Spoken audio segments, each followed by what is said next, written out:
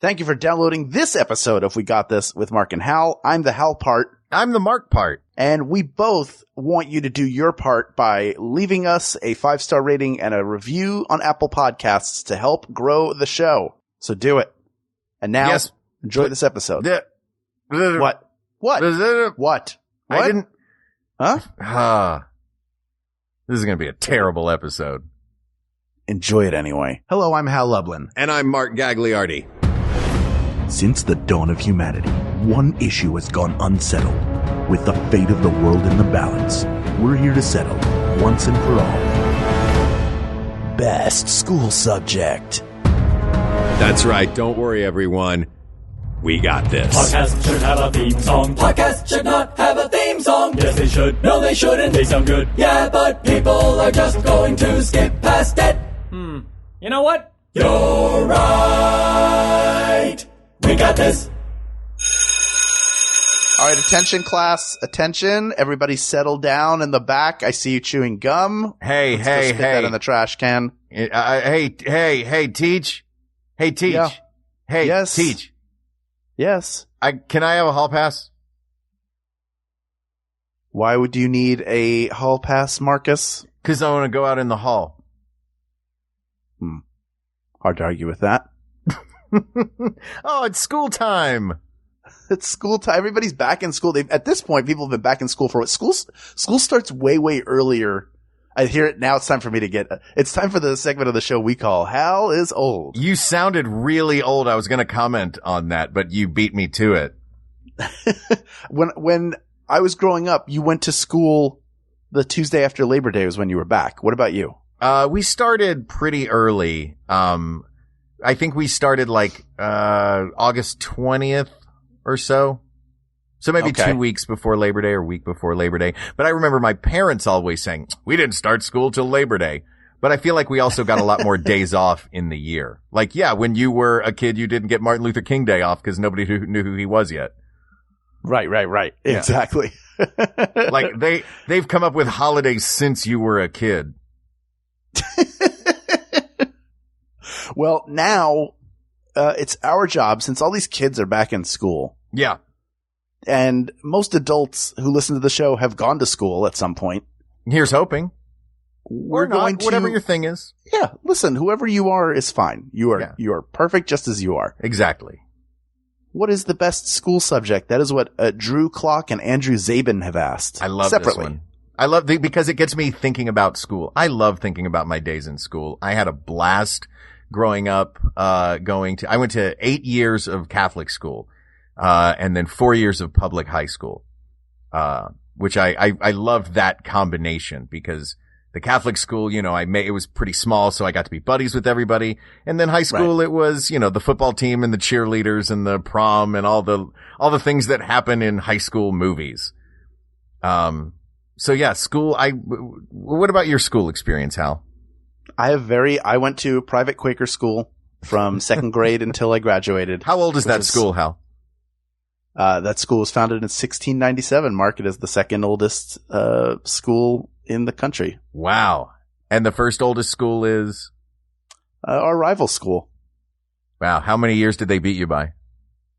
I don't think many. I think maybe 1 or 2. So your school is 321 years old and their school beats you at 322 years old. Like, if you're 323. If you're 320 years old, like, as you become an adult, like, whoever you're dating or married to, the age difference doesn't matter that much. Think if you're 321 and then you're dating a 322-year-old, nobody's going to be like, dang, look at this one, going for the older ladies. Yeah, nobody's accusing the other school of robbing the cradle. Of cougaring. Yeah, there's no cougaring happening. Is the other school the Cougars? No. Okay. No, just checking. We were the Kangaroos. You were the Roos. Yeah. The Quaker Kangaroos. By the way, Quaker Kangaroo sounds like an afternoon snack. Right, try new Quaker Kangaroos in the health food aisle. Oh Lord. Yeah. Look, I had a very cool hippy dippy kind of liberal education which was awesome and I loved. I certainly had very difficult times in school. I went from having a lot of friends to going to high school and feeling like I had no friends and then slowly rebuilt. You know, it's the same cycle I think everybody goes through, at some point in their life. But I do look back with some fondness. There are certainly subjects I enjoyed more than others. Now, are there subjects? Are you going to come at me with some of your 300-year-old Quaker school subjects? Like, I think the best school subject was horsemanship.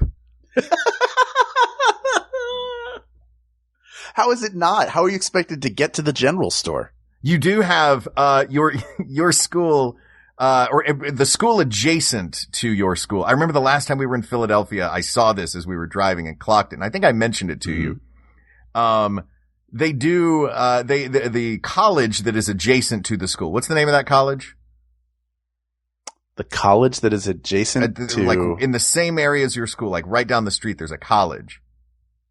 I'm not sure. Also, oh my goodness. A tiny little college. Yes. Also Quaker. Yes, I know the one you're talking about. But yes. one of their majors is in like medieval metalworking. Like, come on, guys. Like, you're giving institutions of higher learning where people are like, when am I ever going to use this? Like, you're really making that argument a lot easier to make. Oh, look, it's not even a simpler time. You thinking of Manor College? Is that what you're talking about?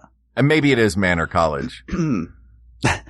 Which also is a hilarious name, of course. Manor College is going to have that class. I mean, there's also a Penn State, there's a Penn State satellite campus nearby that used to be Ogons, but is now the Abington campus. Manor College is the one that's right down the street. Right. So that would be the one that has the insane and it looks like the kind of place that would have that. Yeah. The best school subject is leeching. Like, what? No. Shut up, Manor State, or whatever you're called. Jeez. I don't know why I'm suddenly so angry at this school. I'm sure it's a perfectly fine major and people are into all kinds of things. Look, we go to conventions where there are people that sell all sorts of creative anachronisms and I love checking them out. So yeah, there is a place for, leatherworks, et cetera. But that I don't think is what the question is. Those are not the school subjects. What was the strangest school subject you took?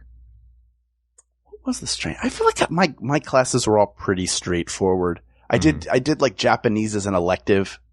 Ooh. I learned bridge as an elective, but those were elective periods. Those weren't like full classes. A card game was an elective? Yeah, you learned it like Bridge Club.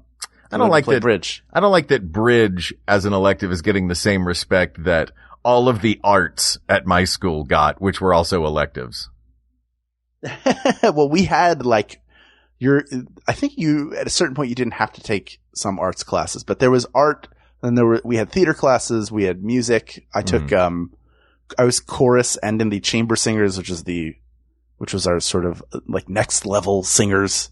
Ooh. Or like a smaller group, tighter harmonies kind of stuff. Yeah. So you were the whiff and poofs of the 300-year-old Quaker school world. Yes, that's right. We were the whiff and poofs of the Quaker school. I was also in the barbershop quartet that I don't think exists anymore. Did you just were you just in progressively smaller, musical groups? So I was in the chorus, then I was in the super tight, tiny chorus, then I was in the barbershop quartet. I also sang with the jazz trio and had a duo act. Then I did one solo show. Right. And then after that, I was in a club where they only let me sing half of a song. And only out of the right side of my mouth. Oh man, if you could sing harmonies out the left side of your mouth, you'd be like that whale from that cartoon. You mean every whale from every cartoon? They all could sing harmonies? No, wasn't there one that had 2 uvula? Maybe? I don't remember. But we're not here to talk about whales. We're here to talk about school subjects. Yes. I think all right. Let's establish some ground rules here. Okay. I think we should talk about general school subjects, and I think we should keep college out of it. Yeah. I think that this question, lends itself to, general knowledge courses, like things that would be, categories in Quiz Bowl. You know what I mean? math, Yes. English, history, science. I do want to eliminate, look, I'm going to be the first one to say that arts funding is vital, but I think it is an unfair fight for you and I to come into this, as people who probably loved our theater and music classes. I mean, heck, you were in 3 choirs. I was in, ensemble. Shout out to ensemble. Why they made us take class at 7 a.m. for ensemble is beyond me. Yikes. Yeah, 7 to 8:30 every morning was ensemble. Did you guys have 45-minute blocks, or did you guys have the hour and a half block scheduling? We were 45 minutes, but if you had a double, then you were doing an hour and a half. Okay, yeah. We switched my senior year to block scheduling, which for those who don't know, most classes it's your hour and then you get 10 minutes or whatever to go to the next class. It's like 50 minutes. Well, we started doing it where it was a full semester, and instead of 45 minutes, every class was an hour and a half, and you only took 4 classes a day. All right. As opposed to the regular 7 or 8. But so I unfortunately, because it would be too easy for us to just say, oh, theater. I think that we can give them honorable mention now, but I think it's not going to be arts classes. I think you and I are on the exact same page here.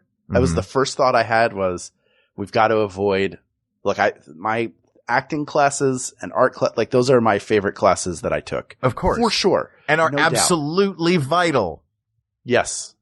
They should absolutely be in every single school. But I do not think that they will win this particular episode. Right. So what do we think are the big contenders here? I mean, are we getting as general as, do we say biology, chemistry, or do we say science? You spend most of your life up until high school, like all through elementary school, it's just general science as a class, right? Right. Right. And then you break into like environmental science, biology, physics. Right. But then then are we going to do, is it math or is it algebra, pre-algebra, calculus, trigonometry? I think we would go, let's go by departments. How's that sound? Okay. We will use it by department head, right? So like there's a head of the science department, the history department, the English and literature department, the, economics department. You know what I mean? So break it down like that. Geography. Yes. Though, does that fall under social studies? You know what I mean? Is geography and history or geography and sociology all fall under the same thing? I put them all together under social studies. All right. So maybe we look at a generalized topic. We pick the winner out of that. And then we look within to see if there's any additional mining we can do to get specific with a class. Does that make sense? Sure. All right. What was your outside of arts classes?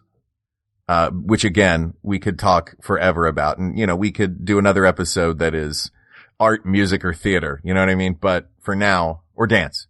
Or yes, there's a million of them. That's the thing. It's not gonna be the arts because that is a whole other episode and something near and dear to our hearts that we could never hope to be objective about. So I think the big hitters are mathematics, science, history, or history and geography, the social studies, we'll say, and language arts, English, creative writing, or whatever your home language is. I assume it's English since you're listening to this show. So then foreign language also is its own department? Foreign language, yes. Foreign language would be its own department as well. Okay. What else? Gym? Physical education. Sure. That ain't winning. No, it's not, but it's really fun. Let's talk about gym class for a second. Did you like gym class? To a point. Yeah. I liked it a little bit. I learned it. Again, here's some more information about the place I went to school. Man. I learned how to juggle. I learned how to juggle in gym class. That's all right. In Tennessee, in gym class, we learned how to square dance. Of course you did. Yeah. I mean, it was mostly basketball and the President's Physical Fitness Challenge, which I was never terribly good at. I think I ran a 13-minute mile. For all 8 years that I went to Sacred Heart. I never ran a mile. I never even ran a whole lap. I would be walking by the end of a lap, and I was almost always the last person to finish. So, needless to say, you and I are not going to be the ones to claim that gym is the best of the school subjects. Absolutely not. All right. Shout out to Pam Bernards, my gym teacher, who was amazing. Cause Sacred Heart was not a huge school. So, first grade through 8th grade had the same gym teacher.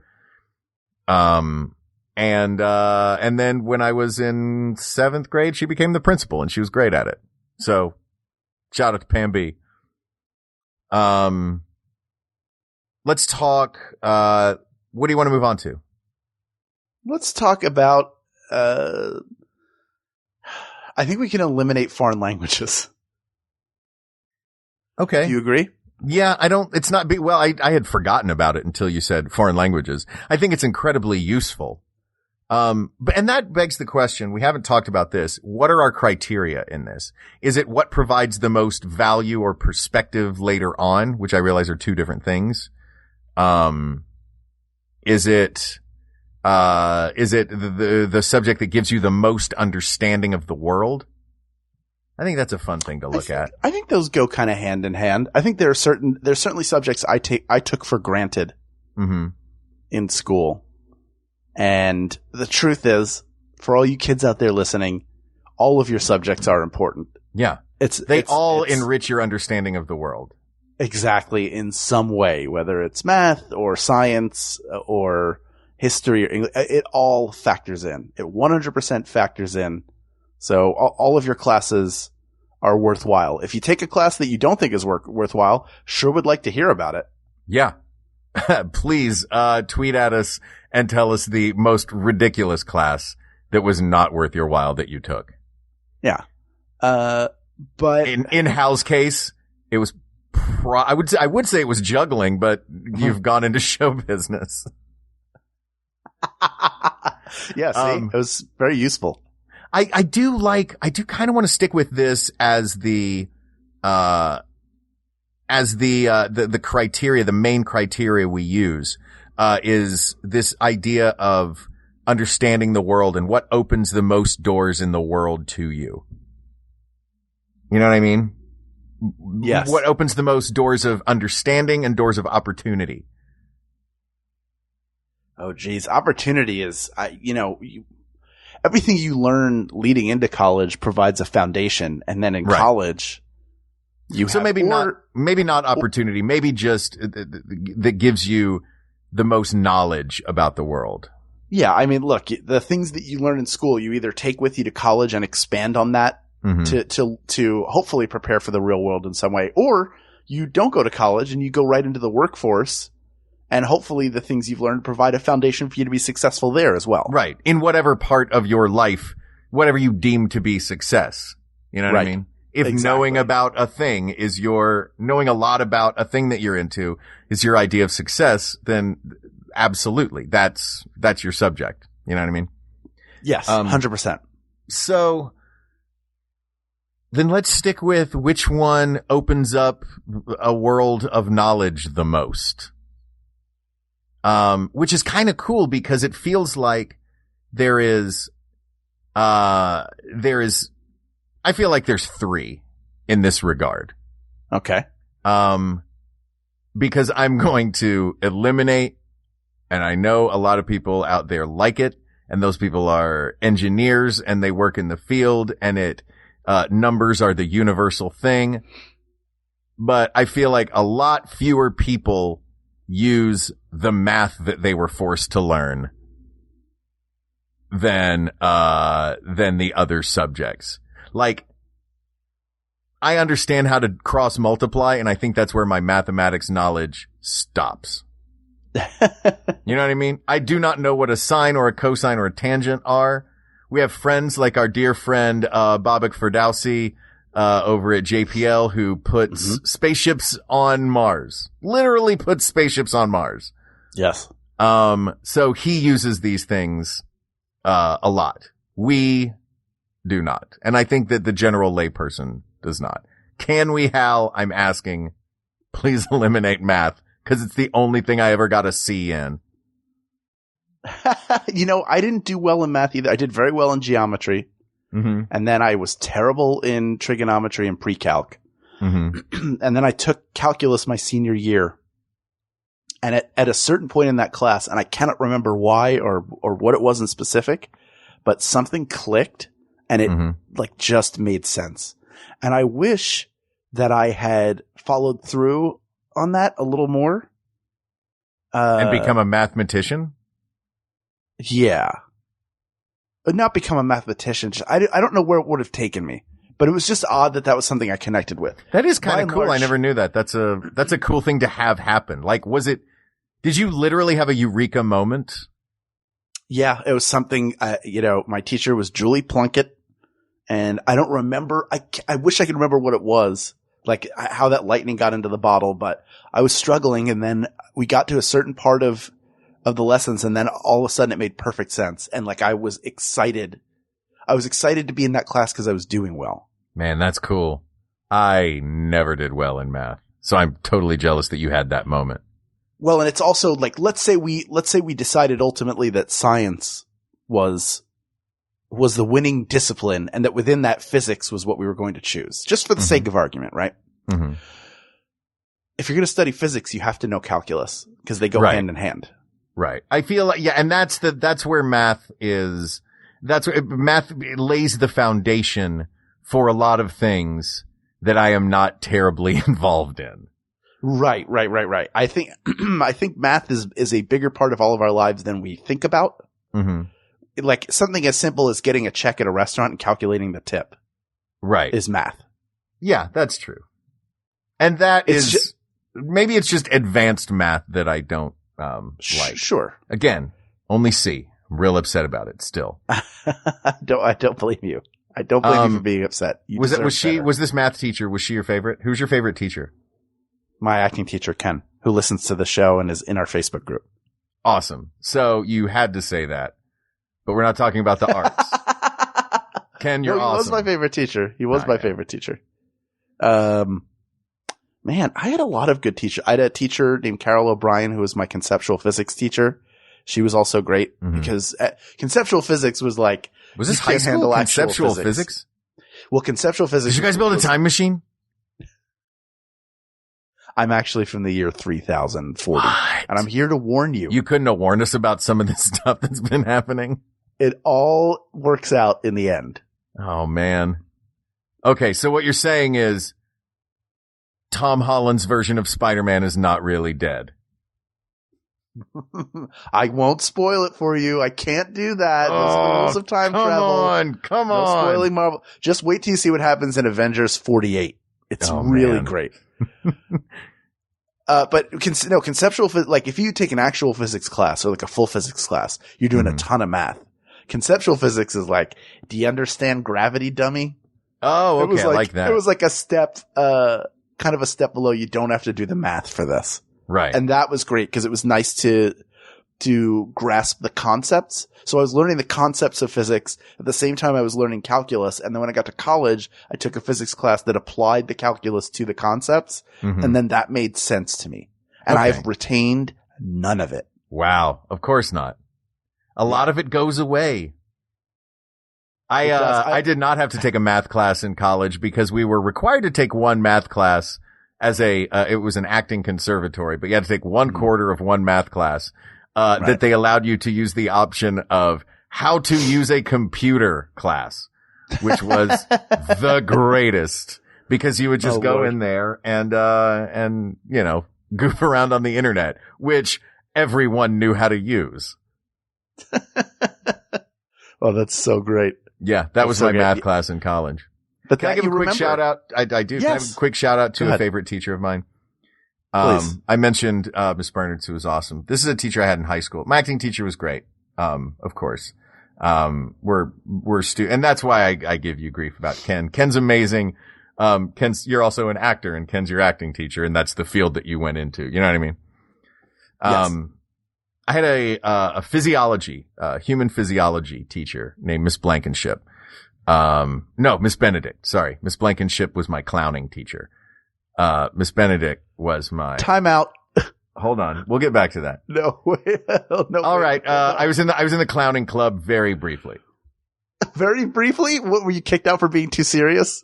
Well, it didn't last very long. It did. Oh, because you couldn't.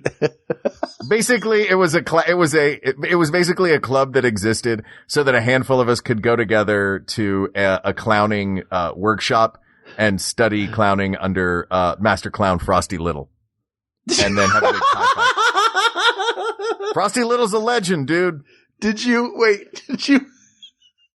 was the final that you all had to fit in one small car together? The final was the pie fight. Like all wheeled out on one of those baker's racks. Like just actually like Ira in Get Your Pies for the Great Pie Fight. Didn't it your class end tragically because the classroom caught fire and you kept throwing buckets of confetti on it? Yeah, exactly. It was just burning confetti landing in all of our electric fright wig hair. You know what doesn't put out a classroom fire? Squirt flowers. You can't even stamp a fire out with your great big floppy shoes.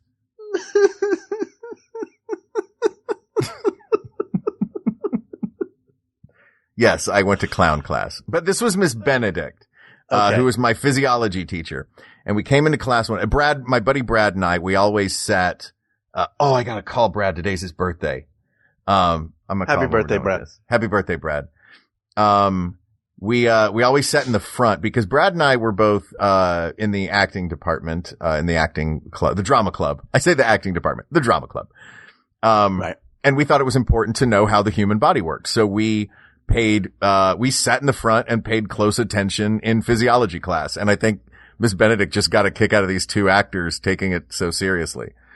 But we came into class one day. So she, always loved me and Brad, and we could, get away with murder in that class because we did pay attention and we're pretty good at it.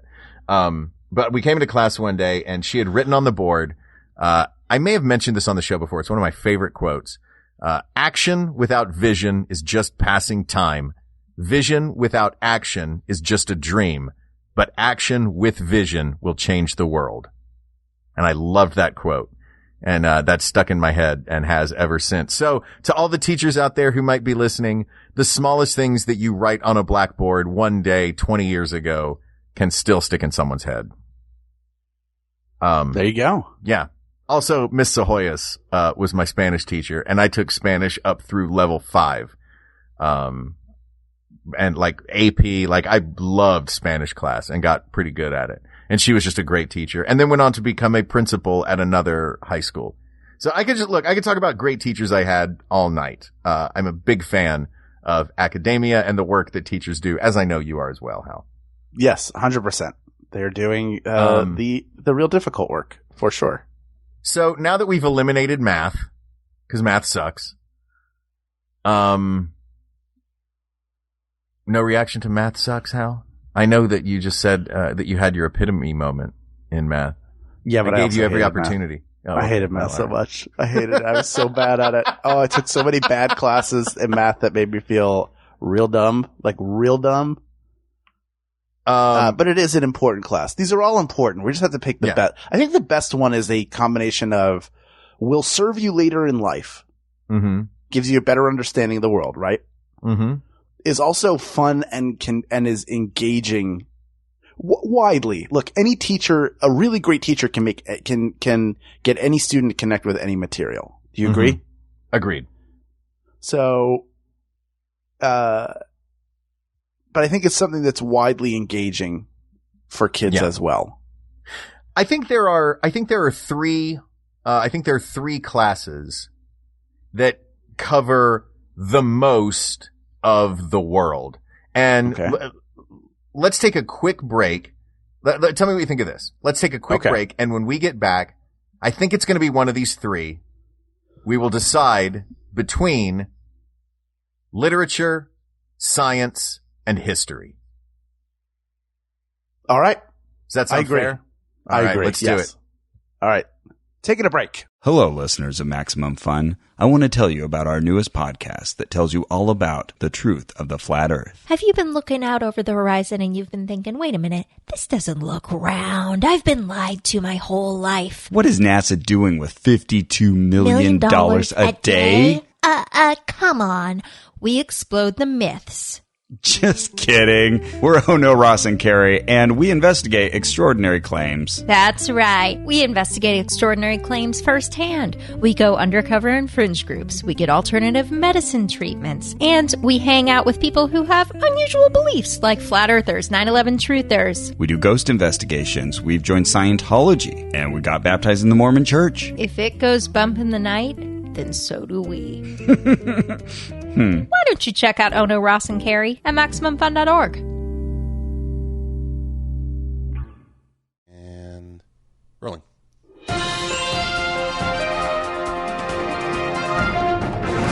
The news today is terrible, so why not forget about it while listening to Jonah Radio with Cash Hartzell. Hey, everybody. Featuring Neil Mahoney. Also me. This is a podcast where we play music submitted by listeners. We hang out, we listen to new tunes, and we take submissions at jonahradio, RAYDIO, at gmail.com. Come and check us out. We're here anyway.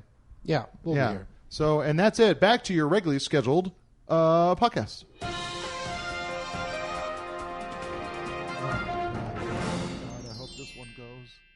This is a big question. It is. Because it's school subjects. It's knowledge. It's what are you putting into your brain? And I think all three of these are so important. History for the, who, what, and where. Science for the how, and literature for the why. You know what I mean? And which of these questions are the most important? Is it more important to look at a Charles Dickens book and understand different qualities of human nature? Or is it more important to look at how the world connects together? Or is it more important to look at what we as humanity have done in the past and look forward in the future so we can't make the same mistakes again? Well, those are all very good points. Like that's sort of what it boils down to. What I love about science is that it gives you a real deep understanding of the way that the world works and the why of how the world works, and hopefully will inspire you to always maintain that curiosity. And I think that, in my opinion, the best scientists are curious. Absolutely. They maintain that curiosity and wonder about the world, and that feeling of like, I want to figure this out, and I want to use those discoveries to make life better for everyone. Yeah. History, as you put, so let's look at science. Let's just stick with science for now. Science, now that I'm thinking about it, science is going to be tough to beat in my mind, because science, I disagree with you that it teaches you the why. I think it teaches you the why of certain functions, but I think in the grand scheme, it answers the question of how. Okay, that's fair. But I mean, science those gave go us hand in hand. Yes. That goes hand in hand. But I feel like the why is more answered, like the existential questions are more answered by literature than they are by science. See, when I say why, you and I look at the question why differently, or how that's being posed. Because you're hearing it as like, why are we here on Earth? Why do we, what is our, that sort of thing. I'm thinking about why does love fill us up? Why does anger turn us red? You know what I mean? That's the why and I think question of it I as, think that literature answers. Yeah, I think of it as why when the sun reaches the horizon line, does the sky become pink?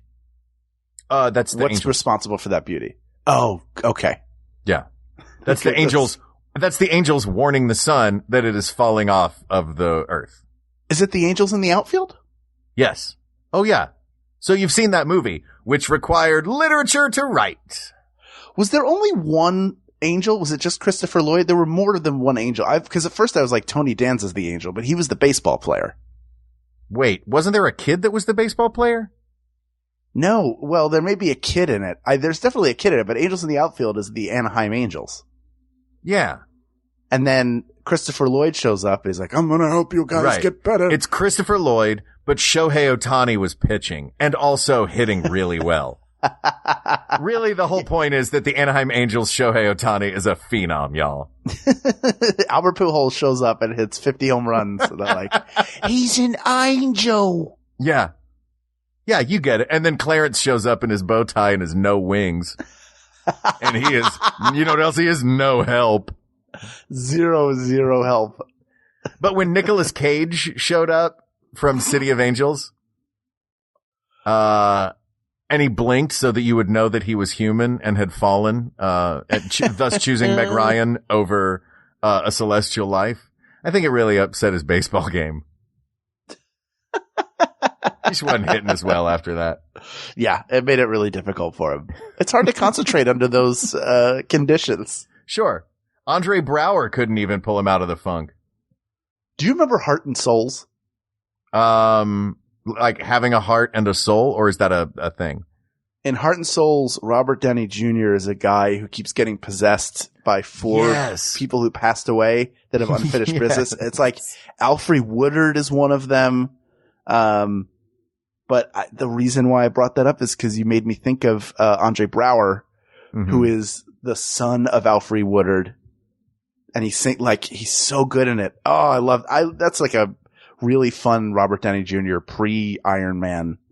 Well, but now I'm thinking about that scene was the next time they acted together when Alfre Woodard showed up in that elevator scene with Iron Man.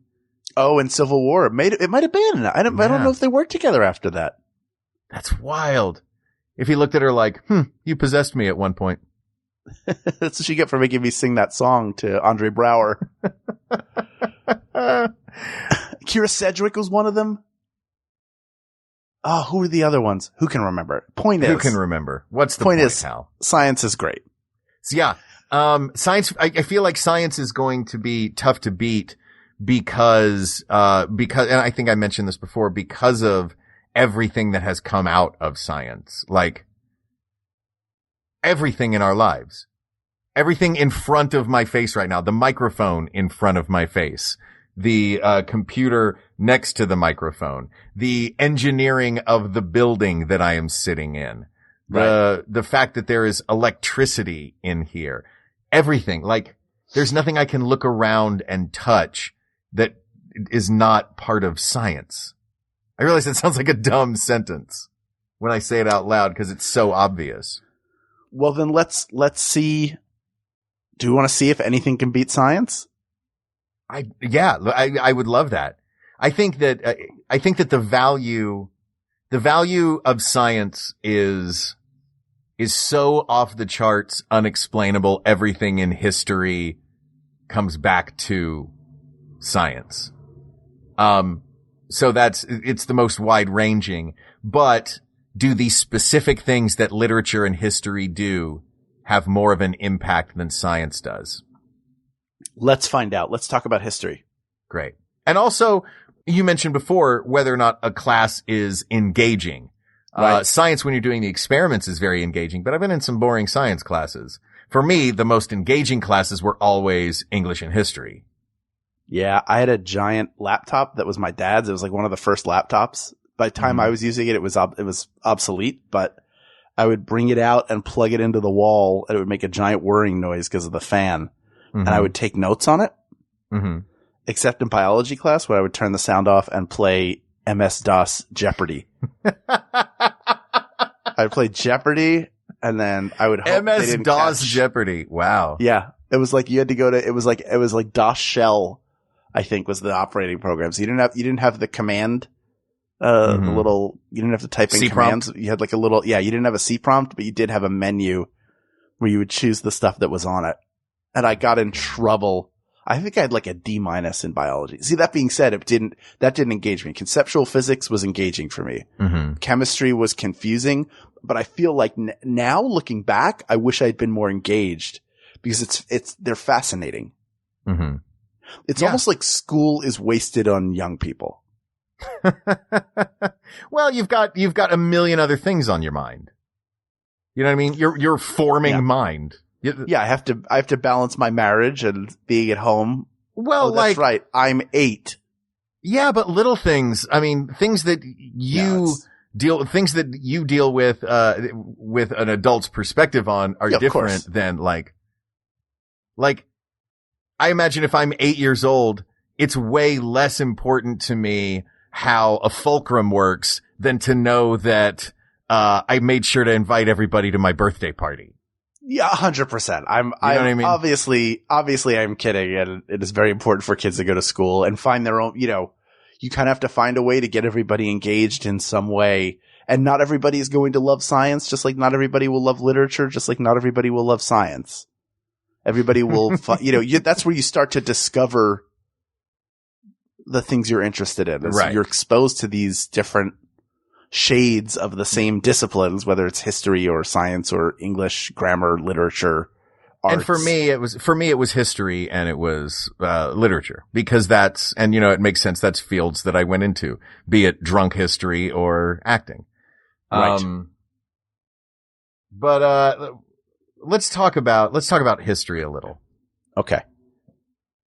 The science is all encompassing because it is all of the matter in the universe. And everything comes from that. But history to me is fun because history is everything. It's so mind-blowingly large. It's everything that has ever happened to anyone. Right. You know what I mean? It feels so big and and that was what was so engaging about history to me was stories. It was human stories. And that's the thing that I loved. It's one thing to give years of when battles happened and this president, it's easy to look at a list and go, okay, it went John Quincy Adams, then Andrew Jackson, but then you start diving into the stories and you're like, oh, no. John Quincy Adams stole an election from Andrew Jackson. So he came back with a vengeance the next time around and said a bunch of horrible things about him. These are the things that I find exciting. You know what I mean? Right. Compelling, interesting stories about people.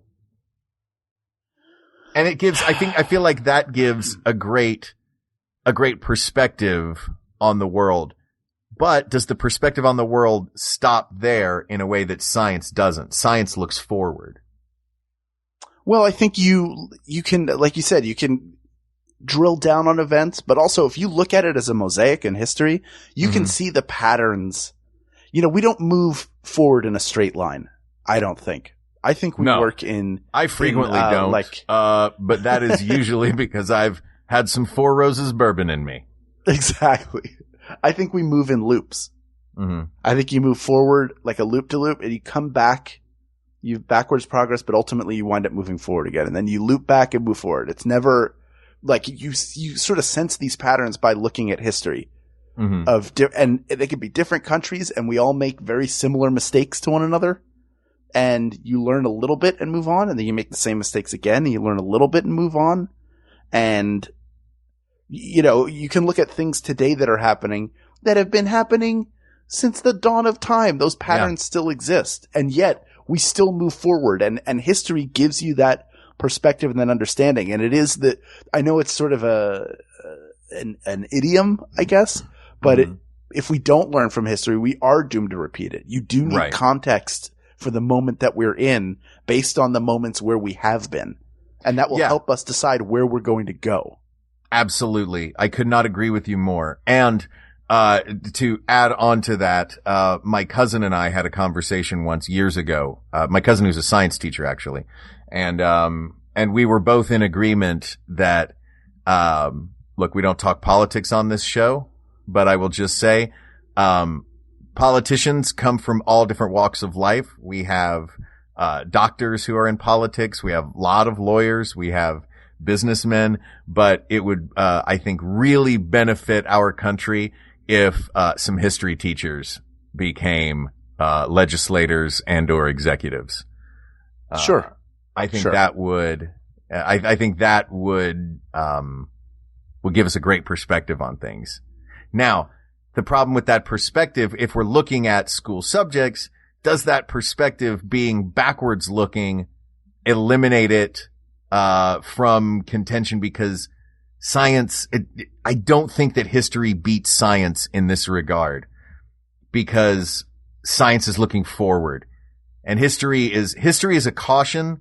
History is the Jiminy Cricket on science's shoulder, telling him, hey, maybe we shouldn't make dinosaurs for a third time on this island off the coast of Costa Rica, because I know history and what happened when Dr. Hammond did it. Well, you always find a way to bring it back to Jurassic Park / World, don't you? Yeah, man. Really, I'm just really glad Chris Pratt won our best Marvel Chris. You see what I'm saying though? Does that make sense? Yes. I would concede that point. And I think that literature has a similar thing, in that literature does one epically, hugely great thing, which is let us better understand humanity. Right. But is it backwards looking rather than forward looking, in the way that science is forward looking? I mean, look, you're not reading stuff that has yet to be written. You're reading stuff that has already been written. That is a classic. Exactly. And that those stories need to continue, and that these great voices that wrote about things centuries ago, whose themes still resonate. And it's a good way to connect to the past. Mm-hmm. You know, I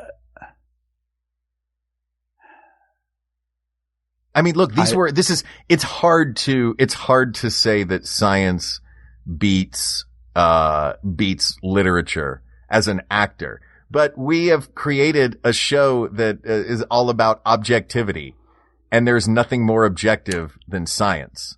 Let me throw a wrench. To make one final point, just because I enjoy pithy sentences. Go ahead. My computer does not work because Bill Gates read Tom Sawyer. Okay. You know what I mean? Sure. I do know what you mean. By the way, that is the most this town doesn't allow dancing sentence that I could have possibly said. Yeah. It almost makes me want to throw a cup of hot water in your face. Why? Almost. It just feels very pretentious. Well, Bill Gates didn't invent a computer because of Tom Sawyer. I know. I didn't mean to sound like a jerk when I said it, but I really I make my own beer. Oh no, I'm not that guy. Let me throw a wrench in the works. All right. Literature may not beat science, but what about an English class where you're writing? Teaching you to create, discover your own voice, communicate, form opinions and arguments, and communicate them in a clear and concise and persuasive manner. Hal, as an artist, nothing is more valuable to me. But as an objective, what is the engine of the world? I still don't think that it beats science. However, if you can't communicate clearly with other people, it doesn't matter what you discover. That's a good point. I just want to give it, I don't know that it wins, but I was thinking geez, my freshman year English class was way more about writing than reading. And part of my problem with literature class, I love that they have us read, I say literature, ever changing. I say literature to be as broad as possible in it. Sure. For us, it was an English class, which was reading and writing. Right. I say that just that, I learned to form an opinion and make an argument in ninth grade. We were learning to write that way. And some of those lessons that I learned, I'm still using every week that we talk. Absolutely. To set up and carry through an argument or a statement of opinion, or to attempt to be persuasive. Those are all things I learned in Bev Green's ninth grade English class. Shout out Bev Green. Shout out Bev Green. I don't remember what my ninth grade English teacher's name was, but I remember she had a tall blonde beehive hairdo, that was 40 years too late. That she still had this hairdo. And she had this thick southern accent and talked real gruff. And she told us the reason she talked so gruff was that all growing up, whenever she'd get sick, her mama would give her a shot glass of kerosene to clear out whatever was in there. What? What kind of hill people crap is that? I do not know. She was not a science teacher, because a science teacher would have been like, you probably shouldn't be having, I probably should not have been having kerosene as a child. Where did her mother get that from, though? Like that idea of kerosene. She was probably like Ultron. She got it from Ultron. There ain't no strings on me. Oh, that's such a weirdly specific bit. I just wanted to give that its due and make sure that we're talking more about as much about the books as we are. I wanted to also talk about the ability to communicate. And that was a very poorly put together sentence by me. So no, I get it. And the thing is, all of these are so important and so enriching. And the reason that these are all reasons to get out of bed in the morning. You know what I mean? Yes. But I feel like it's gotta be like we have bridges because of science, man. Mark, why don't you issue our final judgment? Is this our final judgment, or are we going to break down science and choose a smaller subdiscipline? Why would we? No, when the science. whole of science provides you with understanding. Yeah. Why don't you know what? I'm just gonna say what you just said. The whole of science provides you with understanding as the start of my people of the world, because I never get to do this. You put me on the spot and I'm suddenly so nervous. People of the world, she didn't blind you with history. She didn't blind you with English. She blinded me with science. That's all I got. I really feel put on the spot for this. No, it's everything that we are, everything that makes up who we are comes from science. That's why man, I'm really failing at this, aren't I? If only you'd paid more attention in English class. It's science. Asked and answered. Listen, I'll do it. People of the world, the reason why it's science. Oh, how dare you? Science gives us an understanding of the world that we can't get anywhere else. And it made our iPhones. It made our iPhones, and it's a search for the truth and knowledge that will never end. And it's imperfect, which is what's perfect about it, that we learn something and they establish it as truth, and then they try to disprove that and figure out, what else? How can we test the things that we learn? How do we question the very knowledge that we're given to push ourselves to the next level? And that is how we grow and advance as a society and as a humanity altogether, is the pursuit of science. So while all subjects are important, and you should pay attention in all your classes, kids out there, I promise you they are important. Old Mark and Hal won't steer you wrong. But the best subject in school? Medieval metallurgy. Medieval metallurgy and clown class. Asked and answered. Oh, man.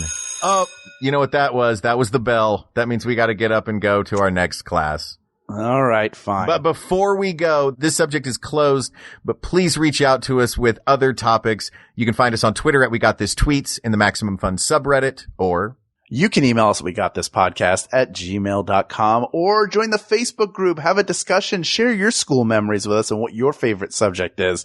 And that is facebook.com/groups/WeGotThisPodcast. Thank you to producer Ken Plume, researcher Kate McManus, graphic designer Uri Kilman, and QA engineer Jen Alba.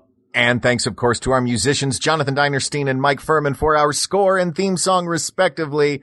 And thanks to you, our listeners, for spending this hour with us to talk about all of our favorite school subjects, even if school made you crazy, even if you were one of those people that didn't like it, or if you were one of those people that did like it. It's always fun to revisit. I love going back to school. I love taking Hal along with me. I love taking you guys along with both of us. So thanks for giving us this opportunity. For Hal Lublin, I'm Mark Gagliardi. For Mark Gagliardi, I'm Hal Lublin. And don't worry, everybody. We got this. We got this. MaximumFun.org. Comedy and culture. Artist owned. Listener supported.